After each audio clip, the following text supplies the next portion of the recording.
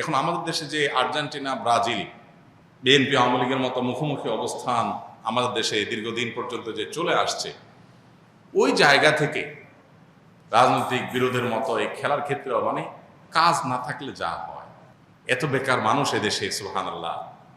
অবশ্য গোটা পৃথিবীতে উন্নত দেশগুলোতেও এই উন্মাদনা ওরা ছড়া দিতে পারছে, মানুষকে বোকা বানিয়ে তারা তাদের স্বার্থগুলো হাসিল করছে, এজেন্ডাগুলো বাস্তবায়ন করছে, মানুষ মোরাল দিকটাকে ধ্বংস করে দিচ্ছে। যাই হোক, তো এই যে ব্রাজিল আর্জেন্টিনার মতো পার্থক্য, আপনি হয়তো কোনো একটা দেশের সাপোর্ট করেন, ব্রাজিলের সাপোর্ট করেন বা আর্জেন্টিনার সাপোর্ট করেন, তো যেই দলের সাপোর্ট করেন ওই দলের একটা মুসলমান খেলোয়াড় খুঁজে বাইর করছেন, অথবা একটু মুসলমানদের পক্ষে, ফিলিস্তিনের পক্ষে সাপোর্ট দিয়ে খুঁজে বাইর করে এবার এটা দিয়ে দলিল দিচ্ছেন, দেখো আমি এই জন্য এই দলের সাপোর্ট করি।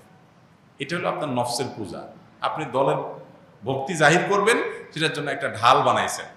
ইন্নামাল আমালু বিন্নিয়াত। আল্লাহ জানেন আপনি কেন এই ধান্দা করেছেন। এই জন্য এসব কিছুর ঊর্ধ্বে উঠে কোনো একজন খেলোয়াড় তিনি ফিলিস্তিনিদের পক্ষে, মাজলুমদের পক্ষে, শিশুদের পক্ষে তিনি অবস্থান নিয়েছেন, জালেমদের বিরুদ্ধে অবস্থান নিয়েছেন, সেটাকে আমরা অ্যাপ্রিসিয়েট 100 বার করবো, এবং সেটার কারণে তার প্রতি আমাদের দুর্বলতা অবশ্যই আসবে।